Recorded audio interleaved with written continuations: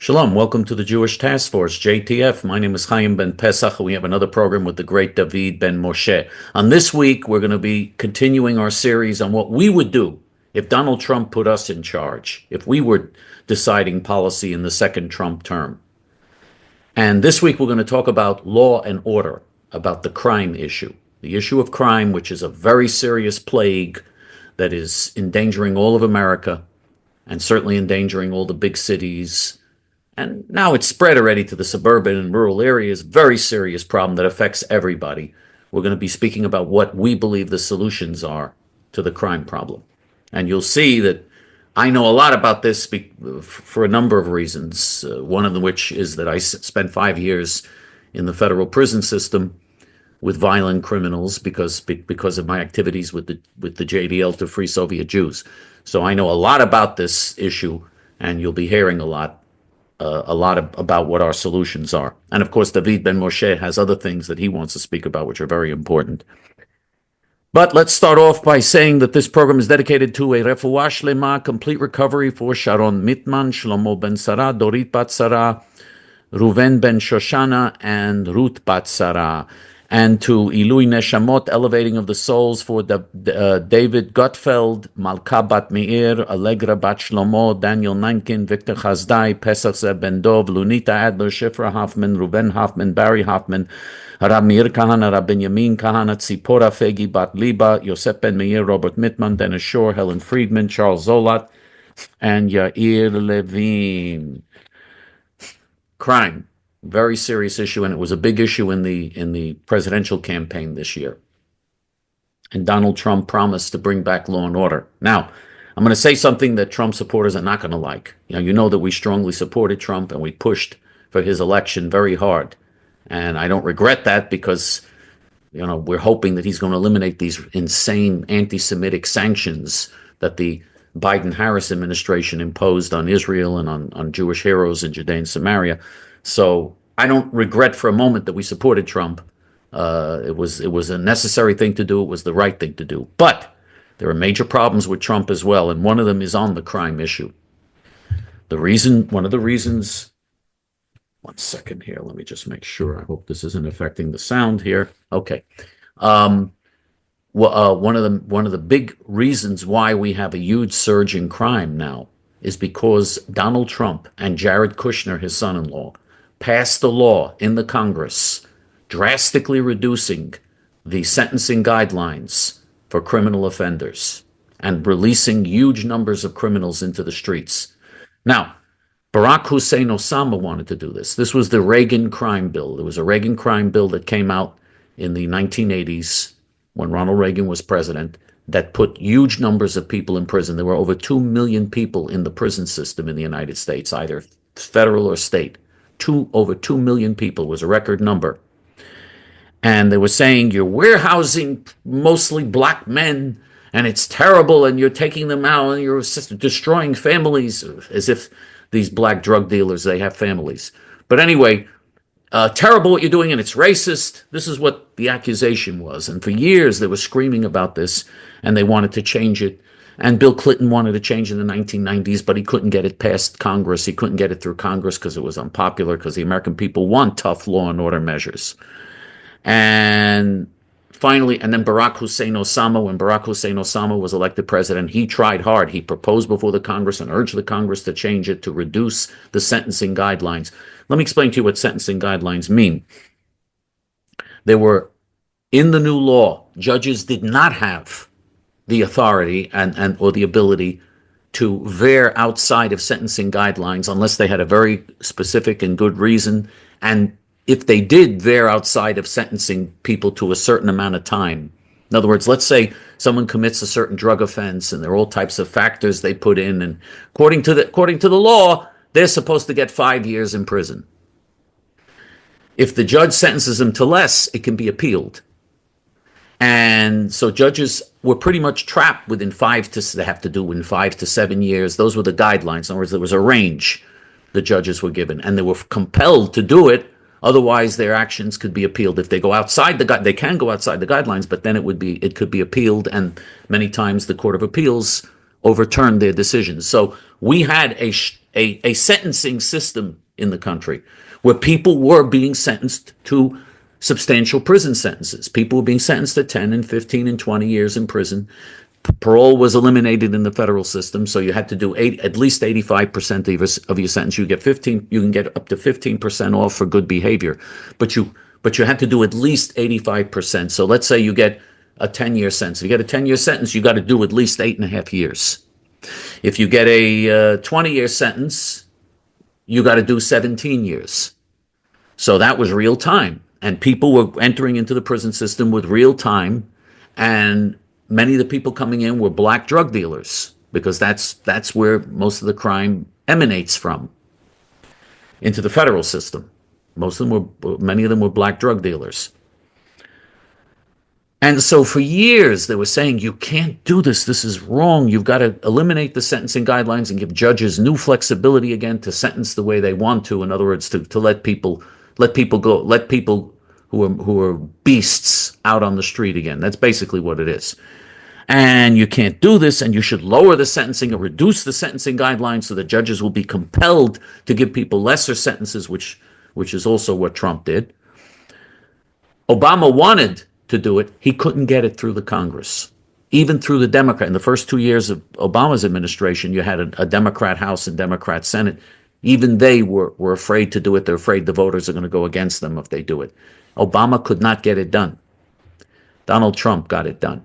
This is one of the examples where a Republican in the White House can be worse than a Democrat on some issues. Sometimes a Republican can be worse because Republicans can get things through that a Democrat can't. A Democrat is afraid. A Democrat, it's like the old story of Richard Nixon. When Richard Nixon was president, he started détente with the Soviet Union, which was terrible, a terrible policy of appeasing the Soviet Union and communist China. He opened up the door to relations with these communist countries. And by the way, because of Nixon's détente policy, because he gave them billions of dollars in trade and assistance and all types of agreements that he had with the Soviets and the Chinese, the Soviet regime lasted much longer because of that. He enabled them to continue to exist. If there had been a very strong policy against them, as there was eventually under Ronald Reagan, if there had been a strong policy against them, the Soviet Union would have collapsed more quickly, and communist China would have been weakened greatly.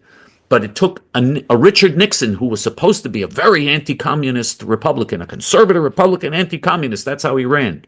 Okay? He was a liar, but he ran as a conservative anti-communist. And during the McCarthy era, he was involved with the Joe McCarthy hearings and involved with going after the communists, and was supposed to be very anti-communist. And he ran against his opponents, his Democrat opponents in California. He accused the Democrat congressman that he ran against in 1946.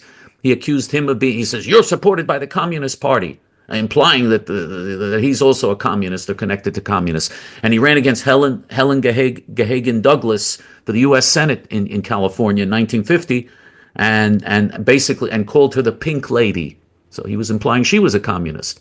I mean, so he was considered to be a McCarthyite, anti-communist, conservative, staunch conservative Republican.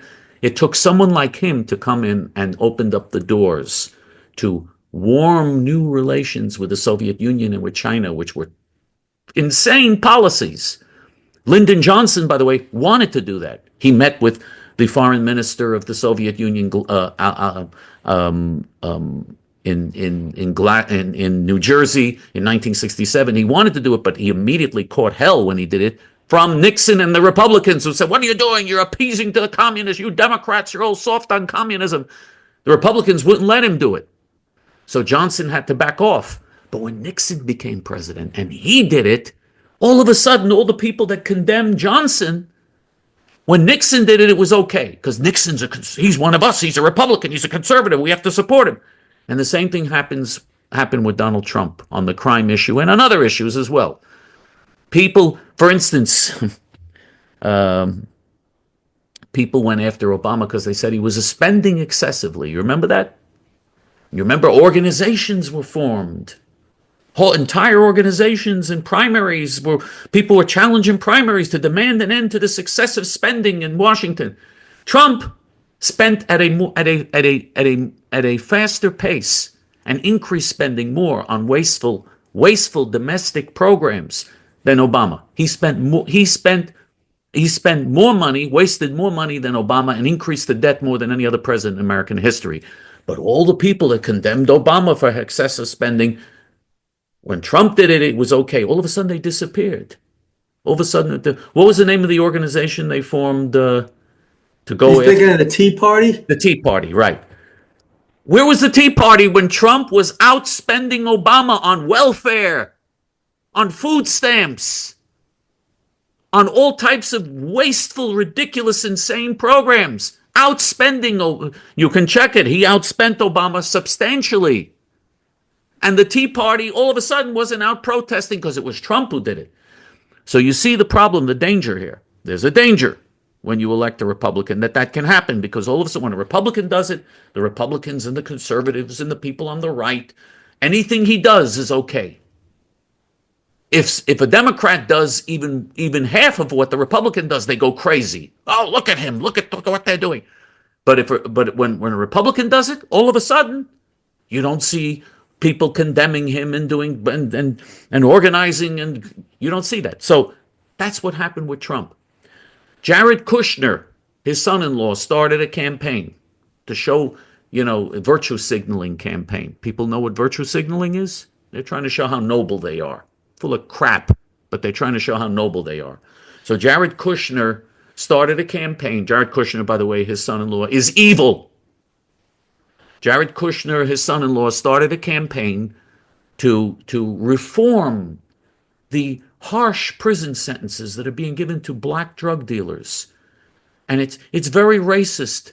It's very racist that blacks are being given such excessive sentences and being warehoused, and it's very unfair. And there's racial disparity. The reason there's racial disparity in the number of blacks in prison is because blacks commit most of the crimes. It's just statistically true. And you know that we're not racist on this program. I have nothing against blacks because I don't care about the color of anybody's skin. I don't care about the color of someone's skin. You can have good people and bad people in every race. But statistically, the majority of offenders are blacks. So that's why the majority of people being sentenced to those sentences were black. These were crack cocaine dealers. These were drug dealers who were selling poison to children in their own communities, poisoning and destroying the lives of their own communities, creating waves of destruction over huge swaths of urban America. Thousands and thousands of lives being destroyed by one person, one drug dealer destroying thousands of lives to make a profit, turning people into slaves, into mindless, violent slaves who'll do anything for another fix, for another drug, for more drugs. And they were given, they're nonviolent drug offenders. These are nonviolent drug offenders. Why are you giving them a stiff sentence? They shouldn't even be in prison for nonviolent drug offenders selling poison They're to someone. killing people. Is nonviolent?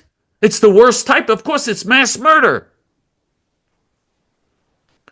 Trump got it through the Congress overwhelmingly.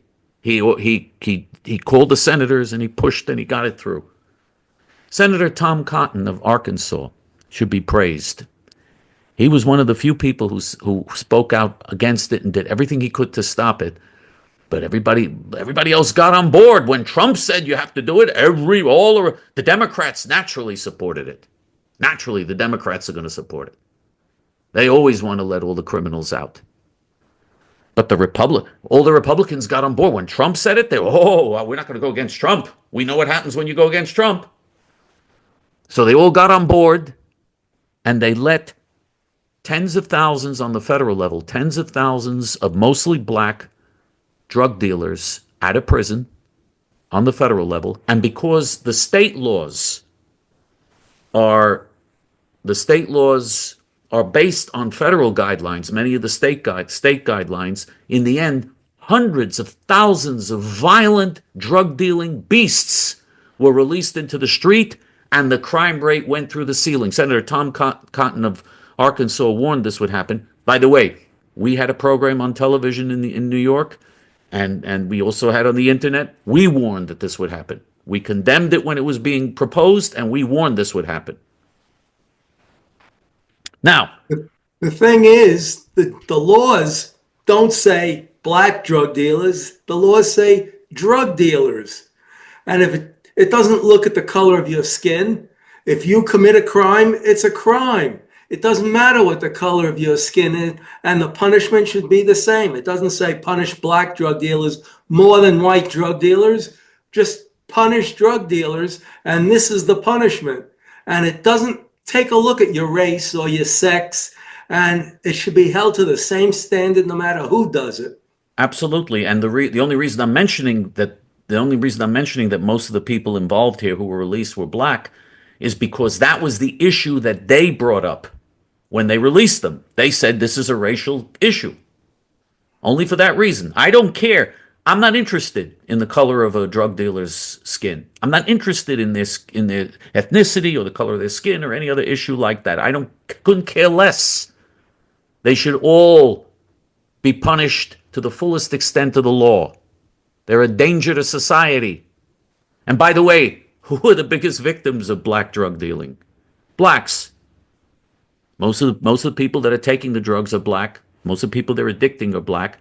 And most of the victims of the violent crime that are committed in black communities, most of the victims of those crimes are black. Most of the people murdered, most of the people raped, most of the people who are involved in drugs, most of the people burglarized are other blacks. Which is why there are black judges, by the way. There are black judges on the federal bench who, if you're black and you're accused of a drug offense, they automatically will give you the maximum that the law, even before you had mandatory minimum sentences under Ronald Reagan, before that, when you went in front of a black judge, many black judges, like Judge Carter in the Southern District, I remember these judges. These judges, they were black judges. You went in front of them, they automatically, you got the maximum sentence because they said you are murdering black children and you're destroying black communities, and we have no pity for you at all. These were black judges giving them these sentences, okay? Because they knew the destructive effect it has on the black community. But anyway, so it shouldn't be a racial issue. It's not supposed to be a racial issue. And if anything, blacks should be the number one people demanding strict sentences. They should be demanding the death penalty against these people. The black people should be in the front of this campaign to demand this, not demand they be released. I mean, it's just unbelievable. All right. Anyway, what should happen? Well, first of all, that should be those changes that Trump made should be reversed. They're not going to be reversed because Trump would have to admit that he was wrong, and Trump is never wrong. So they're not going to be reversed. Unfortunately. But I do think that new laws and new initiatives should be pushed. Murderers should get the death penalty. If someone commits premeditated murder, they should be executed. They should know that the price of taking the life of someone else will be that you're going to forfeit your own life. You have no right to live if you take someone else's right to live away from them. You take away the right to live of another human being, you have no right to live if you've done that. Murderers deserve to be executed. And not die of old age in prison. They deserve to be executed and executed quickly, because justice delayed is justice denied. And by the way, they don't die of old age in prison. They wind up getting out. Even if they have life without parole, in the end, they wind up one way or another getting out. Okay? They wind up being released eventually. And some of them that when they're in prison commit murders again while they're in prison. They murder the guards. They murder because they have nothing to lose. So, this is it's insane. It's dangerous. It's madness. Just madness. There should be an end to this massive appeal process. They should get one appeal. You get the judge who sentences you, then you have a right to go to Court of Appeals, and you have a right to go to the Supreme Court, and that's it. You should be allowed to get your case reviewed. And once your case has been reviewed, that's it. You can't go back and appeal again and again and again. That's what they do now, and now they're 20 years, they're appealing. Even when they're on death row, for 20 years they're appealing, and it never ends. It's ridiculous. Can I just tell this quick little story? 1933, Giuseppe Zangara, he stood up where FDR, Franklin Delano Roosevelt, was going to make a speech with the mayor of Chicago, Mayor Cermak, and Giuseppe Zangara yelled, "Too many people are starving." And he took out his pistol and aimed it at FDR, but the crowd grabbed him and his shot went wild and killed the mayor instead of killing Roosevelt. And he was tried, convicted, and executed within 33 days. Now that's justice. That's something we don't have in this country anymore. You remember Huey Long in the 30s? Well, I don't mean remember, you don't remember. But Huey Long in the 30s, the senator from the famous senator from Louisiana, was also assassinated. His same story, very quick, very. And by the way, when presidents were assassinated in the past, very, very quick trial, appeal, execution, very, very quick. That's the way it should be. That's the way it should be, and it does have a deterrent effect. These people don't want to die. Okay, it does have a deterrent effect. And at the very least, deterrent or not, you're getting rid of this scum. I mean, that's good for society. You're getting rid of them. And I do remember Huey Long. I was there. No. Anyway, so murderers should be executed. Now, I also believe, and I know this is controversial, but I believe rapists should also be executed. I think someone who forcibly, if it's an act of violent rape and there's penetration, I know this is graphic. I don't want to get too graphic, but if there's penetration, if it's a violent rape and the man penetrates a woman, I think that is so evil and so despicable and so destructive and so cruel that individual should be executed. In my opinion, you should get and there were, by the way, in years when America was still half sane, there were laws in this country that did provide for execution of rapists. In California, for instance, the laws were on the books to execute rapists until the 1960s. So, once upon a time we had laws like that, and there should be laws like that on the books. They should be executed if it's a violent act of rape. I'm not saying sexual assault or, it's sexual assault also obviously is a crime, and people should be punished. They should be put in prison if they sexually assault. But if there's penetration and it's violent, I think that a person like that deserves to be put to death for doing something so terrible. It destroys a lot of women's lives. A lot of them are mentally never the same again. Horrifying, and people like that have no right to live, in my opinion. And drug dealers should also be executed. I'm not now, because I'm very progressive and moderate and enlightened. I'm not going to call for execution of marijuana dealers. But if it's drugs like, even though I think marijuana should not be legal, and I think people who deal in marijuana should be put in prison. I think they should be imprisoned if they're marijuana dealers. But I'm not calling for the execution of marijuana dealers, but I am calling for the execution of people who are dealing in drugs like heroin and cocaine and crack and methamphetamines and fentanyl.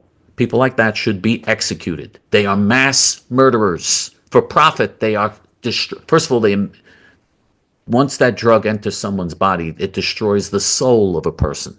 That person has no soul anymore. He's a complete slave to that chemical. It turns him into a demon.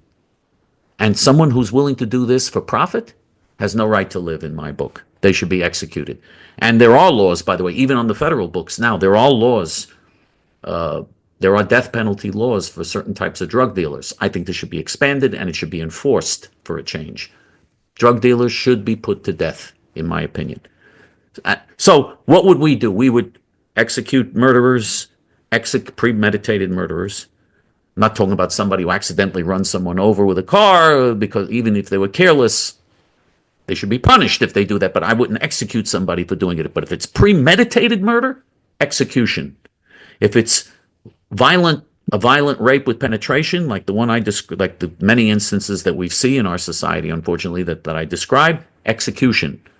Drug dealers with drugs like heroin and cocaine and crack and methamphetamine and fentanyl, execution. That's what we would do. Now, what about people who are not subject to execution, not subject to the death penalty? I would drastically increase the penalties and put them in prison for. I would throw the key away. A lot of them I would lock up for the rest of their lives. So yes, we'd be warehousing. That was the word they always used in those days. You're warehousing people who are productive people in our society. They're productive. Productive for what? They're poisoning other human beings by the thousands. But I would warehouse them again. And by the way, if we did that, if we put millions of people behind bars, and if every year we were executing thousands, the way I suggest, murderers, rapists, drug dealers, thousands of them were getting executed every year. And millions were behind bars with very long sentences. I guarantee you the crime rate will go down. I guarantee it. I promise you, the crime rate will go down drastically, and the country will be much safer. And yes, to me, the children that go to school are more important than the so-called rights of criminals. To me, old ladies going shopping, okay, and who get hit over the head and attacked and some cases even murdered, they're more important. Their rights come first. They're more important to me than the so-called rights of criminals. To me, the innocent victims, their rights are what we should be worried about. That's what we should be concerned about, because when you defend the rights of these vicious criminals, you are violating the rights of the innocent victims.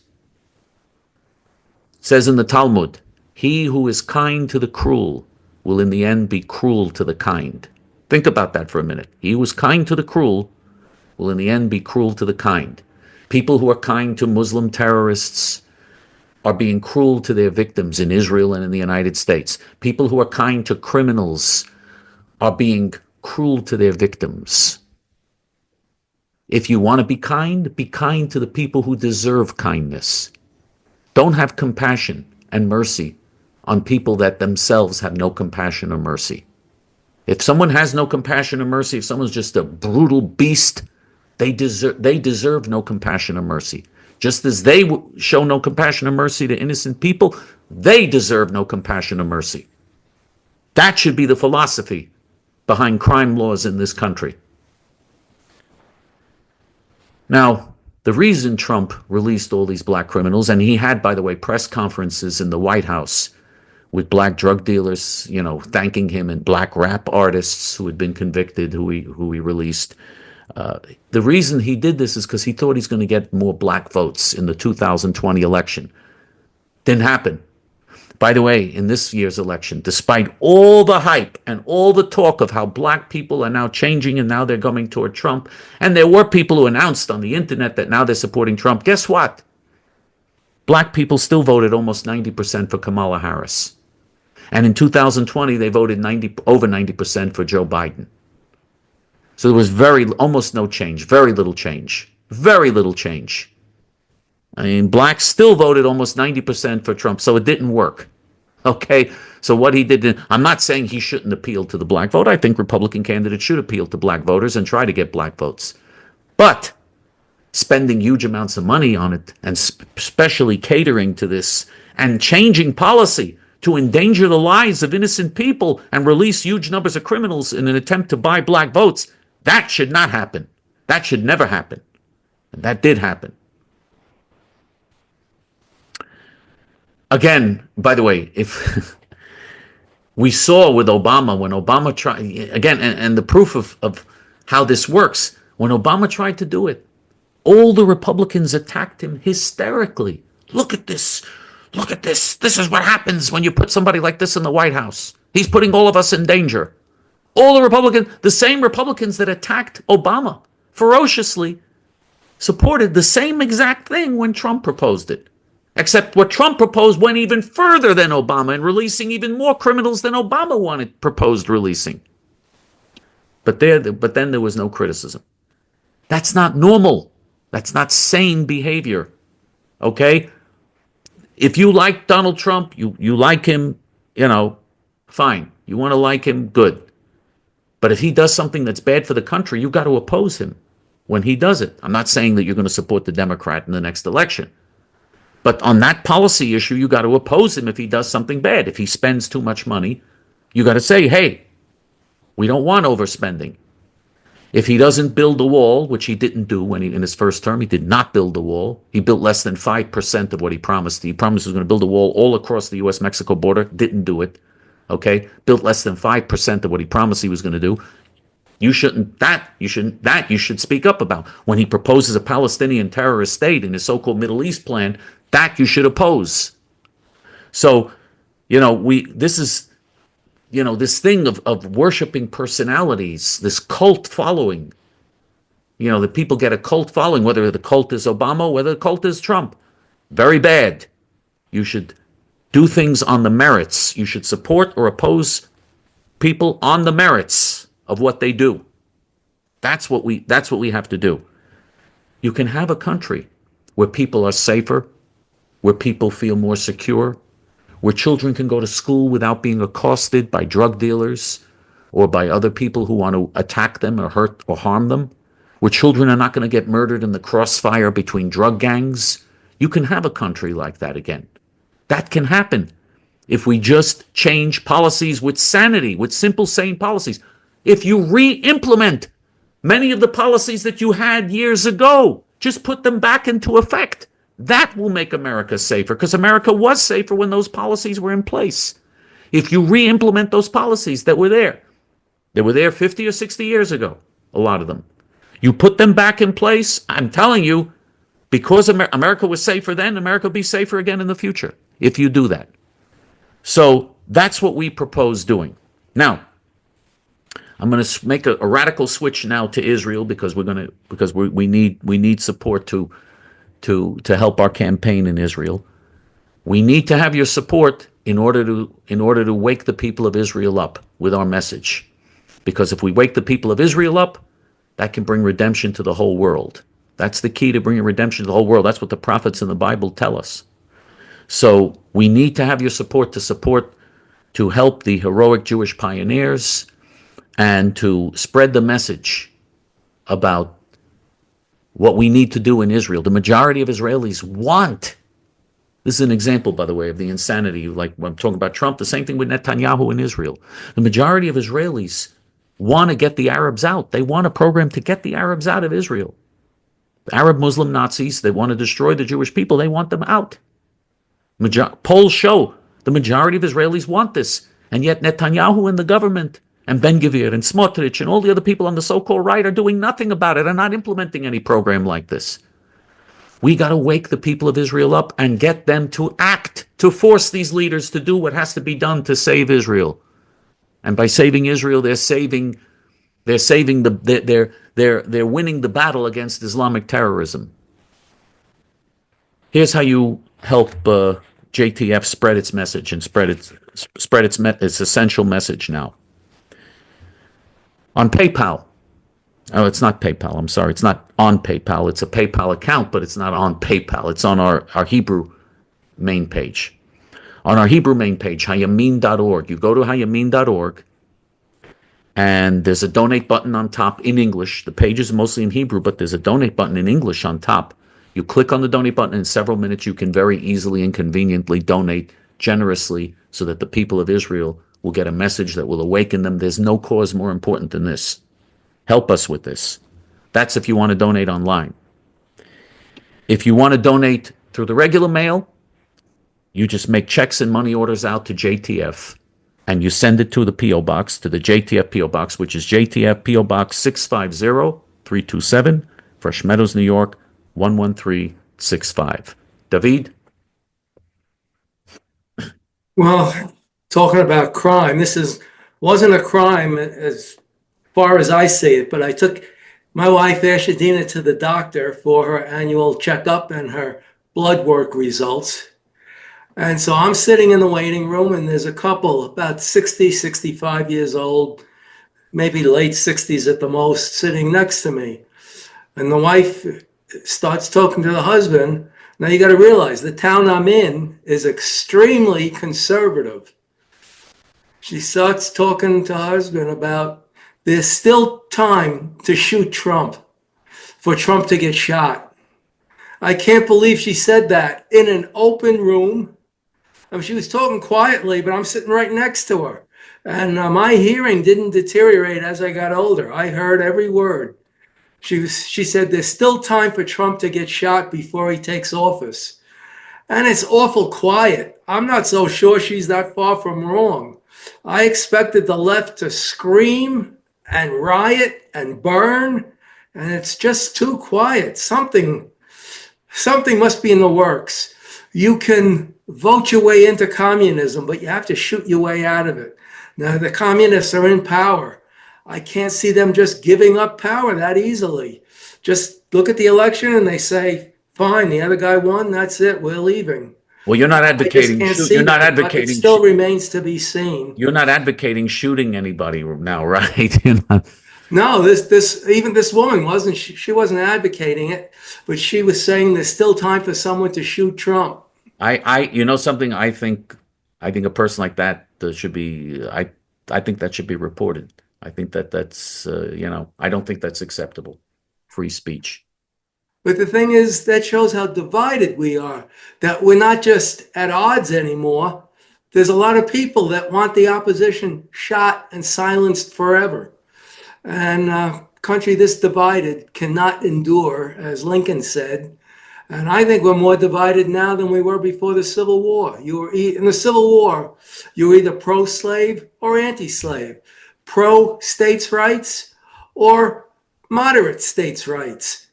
Today, we have a country that's pulling in 20 different directions. Everybody wants a chunk of the pie. Everybody is me first. Nobody puts the good of the country first, including those in power, who, before they'll put Americans first, will put the rest of the world first. And another thing, here we have a shooting that did occur, the CEO of United Healthcare. Now, if you look at United Healthcare's payouts, they have the most claims denied of any major insurance company. So when this CEO was shot and killed, the people that cared were very few. Most ignored it. They couldn't care less. And it shows how they feel about the insurance companies. I don't know if you noticed, but if you go into the cities around the country, the biggest building is always occupied by an insurance company.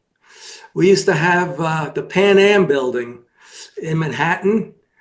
And at Christmas time, they would have the biggest indoor tree you could imagine, with more and more presents as people donated for toys for tots.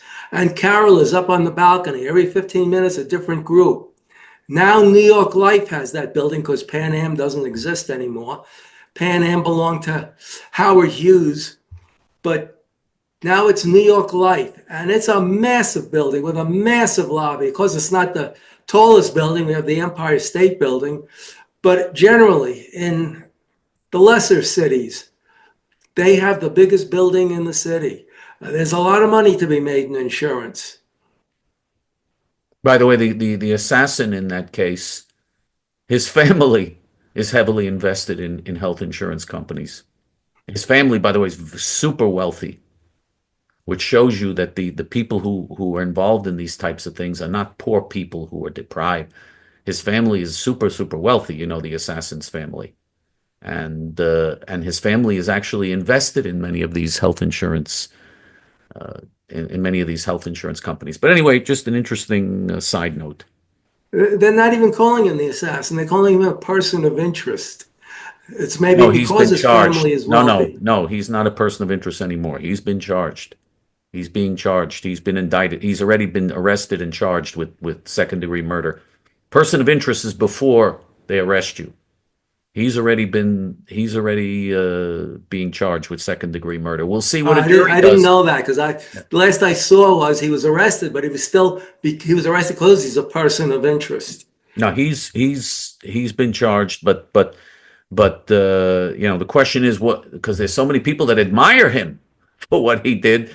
Question is what a jury's going to do. Who knows what the jury's going to do? Especially a jury in Manhattan. He's going to get a Manhattan jury. So Manhattan juries are very super left wing. They like anarchism and they like the left and so it's going to be a challenge getting him convicted, even though this it's an open and shut case. I mean, what he did, but still, we'll see what happens.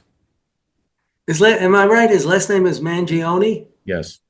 Any relation to Chuck Mangione, the trumpet player? No, no. His family, I don't think so. At least I don't think so. His family are actually his name is Luigi Mangione, and his family is a famous, very wealthy family in Maryland.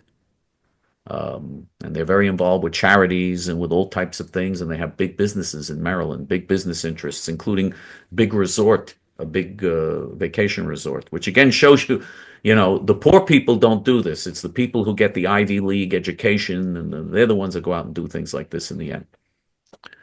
So Because his family is big in all the charities, Jews it who wouldn't say, surprise me if the judge is lenient. all the Jews who say, well, New York, you can't be not if he's convicted of second degree murder, the most lenient he could be is 15 years to life, mandatory minimum 15 to life, maximum 25 to life. That's New York state law. If he's convicted of second degree murder, the judge has no discretion to sentence outside of that. But anyway, we'll see. We'll see what happens.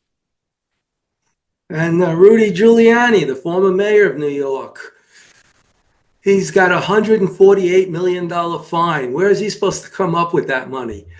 Today, we have excessive fines, but that's in the Constitution, that fines cannot be excessive, but the Constitution was thrown out decades ago. The government just does whatever it pleases. And of course, he was a political victim. And I don't think Trump can pardon him on this. I doubt it. Can't. It's state. Yeah, so he can't. The state he can. Federal he can. Federal he can. It's a shame because he's a political victim because he supported Trump. And he didn't just support him, he fought for him. Al Sharpton, by the way, has even bigger judgments against him, but nobody demands that Al Sharpton pay them. And Al Sharpton, he just ignores it. He doesn't have to pay anything. Al Sharpton has huge judgments, massive judgments against him, and he has a lot of property and a lot of money. He's made a lot of money. He's blackmailed so many different companies. He's very wealthy, Al Sharpton. And nobody touches it. Giuliani, they dragged him into court. Giuliani's in his 80s now. They dragged him into court and said, well, you got to give him your apartment and everything. He said, I'll be homeless. I said, that's your problem. You should have thought of that before you did this. But Al Sharpton, for years and years, he has all of this, because Al Sharpton, remember with the Tawana Brawley case, he lied together with her and claimed that she had been raped. She wasn't raped. They accused a white Greek American district attorney of being involved in this, of raping her, and of all these other terrible charges. And he sued, and he got the judgment. He got the judgment against huge judgments against Al Sharpton, against Tawana Brawley, against all these other people who were involved in the blackmail. Got huge judgments against them, but nothing ever happens. He just doesn't want to pay. He refuses to pay, and he's fine. No, okay. There's no system of justice in this country. There's no equilibrium. There's no equality. There's no equal justice under the law. Nothing. All a joke. Al Sharpton, many years ago, owed $4 million in taxes, never paid it. Can you imagine what the penalties are by now? He probably owes $400 million in taxes and won't pay it. And earlier in the week, late last week, Joe Biden was out and about making speeches, and one after the other, you couldn't understand a sentence. You can catch a word here and there, but he's babbling. His time is up. Why are they putting him through this? He should be tending his roses until he leaves the White House instead of making a fool of himself. People put their own little videos and they insert it in Joe Biden, and it shows people smacking themselves in the head saying, what did he say? And they make homemade funny videos, but it's funny enough just listening to Joe Biden. This is the man that represents this country. This is pathetic. And you Democrat losers, and a lot of you Republican losers who didn't want Donald Trump for a second term, put him in office. You put somebody who was totally senile in office and got worse and worse to the point where he can't speak at all now. Either that or they forgot to juice him up before he made these speeches. But he's not alone. This is not just a Democrat problem. You look at Mitch McConnell. He made some speeches this week, and if you covered his face, you would have thought it was Joe Biden. He was as incoherent and hard to understand as Joe Biden. These people just don't want to leave office. The prestige, the power, but most of all, the money they get from under the table. All the backroom deals, and they all become wealthy. And they don't want to go. They don't want to cut off the gravy train. Did you see the book that Joe Biden was carrying when he after one of the No, speeches? He had an openly anti-Semitic book, openly anti-Semitic, a book that openly attacks Jews in the like Nazi type attacks on Jews, carrying it in his hand. that's the Democrat Party. Now, can you imagine but why didn't the media cover this? It was on Fox, by the way. Fox did although Fox didn't make a big deal over it, they should have. But it was on Fox. But what the other the NBC, CBS, ABC, CNN, MSNBC, no mention at all. Very interesting because they're all Nazis themselves. The left-wing media are left-wing Nazis. Even if he had no idea what that book was and he's carrying it, he has people that are around him who could say, don't carry that. Look at that book. It's pro-Nazi. It's anti-Semitic. This is really going to look bad for us. But it's like nobody cares anymore. He is what he is, and that's it. No, not only that, it's you can get away with. They know that you can get away with it with Jews. With Jews, you can do anti-Semitic. Doesn't matter. The self-hating Jews who vote Democrat don't care. They voted for Barack Hussein Osama, who was Louis Farrakhan's buddy. So, these self-hating Jews, they don't care. They don't care. Yeah, they're anti-Semitic themselves. Right. I was on my way out to table tennis just yesterday, and there was a pickup truck. There's a lot of pickup trucks in Arizona. They're the fancy ones, with the real shiny paint and the cabin for at least 4 people. And he had his windows halfway down, even though it was freezing cold yesterday. And he's blasting this horrible music. This music with the bass turned way up, boom, ba boom, ba boom. Everything's vibrating. I could feel it through my car. This isn't healthy. This is going to give you, at the very least, nerve damage in your ears, and you're going to have tinnitus. You're going to have a squeal in your ear when you get a little older because you're killing the cilia. And someone like this will never appreciate good music. Someone like this listens to this, and I can't even call it what I want to call it, and thinks it's good stuff and wants to hear more because you're brain damaged to begin with. You were brought up wrong. Where were your parents? And why do they always have their windows open so that everybody can hear this stupid? It's like he's announcing to the world, I know I'm an idiot, and now you know I'm an idiot.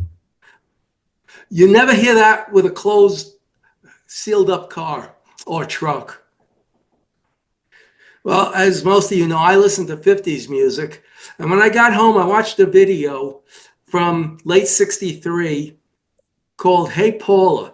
It was a man and a woman, both good looking, both dressed to the hilt, not like today's slobs who perform, singing about each other. Hey, Paula, I want to marry you. And then when she comes in, hey, Paul, I want to marry you too. It was clean. It was wholesome. This was what white people did to the black rock and roll of the 50s, but it was still good music. Both had not great voices, decent voices. And I long for those days where performers came out dressed at least in a suit, maybe in a tuxedo, and because they cared about how they looked and they cared about what they were singing, and they most of all cared about their audience. And we don't have that anymore. All we have is boom, ba boom, ba boom, ba boom. This was an extreme case, but even if you don't listen to something that bad, you're listening to something that's almost as bad. And I want to close with 6888. It's called The 6888. It's a movie that's out now. It just came out a little over a year ago, maybe a year and a half ago. I reported on this female black battalion during World War II. They were, male was a key part of keeping the soldiers' morale up. And the mail was backed up in warehouse after warehouse after warehouse. There was food sent from the United States to their sons, just rotted there sitting in the warehouses. So they got these black women who signed up for service. Their lead, it was a battalion. There were 850 of them. The lead was a no-nonsense black woman major. She was strict as nails. And if you look at her exec officer, a captain, she too has that same serious look on her face. So they got wind of this story because they were supposed to disperse the mail within 6 months and get it to the soldiers. They did it in 3. And they did such a good job that later on, well, Joe Biden didn't. The people around him created a new Congressional Gold Medal, and that battalion was awarded the Congressional Gold Medal. And they faced discrimination, not much, because they were kept separate, but at a movie house, they were watching a movie, and American soldiers told them to go somewhere else, the white soldiers, and a white officer who may have hated them for being black, maybe he did, maybe he didn't, I don't know. He said to those soldiers, if you can't respect the person in the uniform, at least respect the uniform. And so they were able to stay in the movie house. Also, England, Italy, other countries didn't understand the racism we had. But these women did a fine job. And I got that story from a magazine.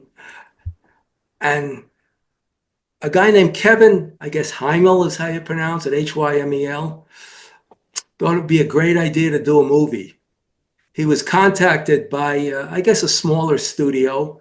And the director is Tyler Perry. I don't know who Tyler Perry is. I don't watch current movies. Maybe I'll watch a Jurassic Park here and there, but after the first one, they really deteriorated. Or I'll watch Raiders of the Lost Ark or Star Wars. They deteriorated too. So to me, a director is King Vidor, Fleming, Michael Curtiz, who did Casablanca. Most of all, John Ford, who did a lot of movies with John Wayne. He had his own crew of character actors. And William Wyler, Hal Wallace. These were directors. I don't know who's directing films today, but one film after the next is lousier than one film after the next. Well, here's a picture of the 688 Battalion. You can see the look on the major who's reviewing her troops. You could see. And she said to them when they first got over to England, I'm going to give you my best, and I expect nothing less from you. And they tried to make the movie so exact that they actually got, she's long deceased, they actually got her footlocker with her name on it. Charity Adams was the major. And I think she got promoted. She probably retired at a higher rank. They did so well that when the war was over, that they continued to sort mail in France. But the thing is, they just made a movie based on this story. And so few of them are still alive. They went to interview Lena King, 98 years old in 2022. And this tall, majestic woman, dressed to the hilt for the interview, came down her steps by herself, 98 years old. And there she was, all made up, dressed up in her skirt, and her brain was clear. She recalled this. They had 10 interviews with her. She recalled this to a T. Unfortunately, she won't be able to see the preview. She died in January 2024 at 100. But the movie's out now. The only thing is, they made this movie because these women are black. How exciting can a story be about people that sort mail? It can't be an action movie. It's not a wartime, it's a wartime movie, but what kind of action? Maybe a V1 and V2 rockets coming in that everybody had to duck for? They weren't soldiers in the field shooting. They were sorting mail. So how exciting can this movie be? And yet, if it's well done, and I bet it is, this movie will win the Academy Award for Best Movie for various reasons. But I'll give you one reason why, because all the movies out there are garbage. They're all the same with slight plot twists. One bad movie after the next. And so this movie has no competition, but it's because of these women that this movie is very likely to win the Academy Award for Best Picture. And a lot of the actresses in there are going to win Academy Awards for Best Actress, Best Supporting Actress, Best Screenplay. They tried to make it as close to real, but they have to have dramatic license. Otherwise, you're going to fall asleep. So they'll probably add some things to give the movie a little zip, but it captures the flavor of what went on. And unfortunately, they're trying to hide history for one reason after the war and for another reason now. Oh, and Tyler Perry, even though he's a left-winger, I don't know anything about him, but he's a director, he's a left-winger. He doesn't want books banned. And a left-winger is saying that it's the left that wants to ban books. He said everybody should see what the history of this country is and make their own decisions. So he doesn't want books banned. At least I'll give him that. Hopefully he's a good director. Like I said, I don't know anything about him. But Lena King got her gold medal at her church. Being 98, she couldn't fly to Washington. And unfortunately, she died at 100. I hope it's a good movie. I hope it serves its purpose. These women did a great job in what they were supposed to do. And their major wouldn't put up with any nonsense. She was a strict disciplinarian, and she took care of her women soldiers. In your heart, you know we're right. And in your guts, you know they're nuts. For J.T.F., until next week, and for David Ben Moshe, Shalom.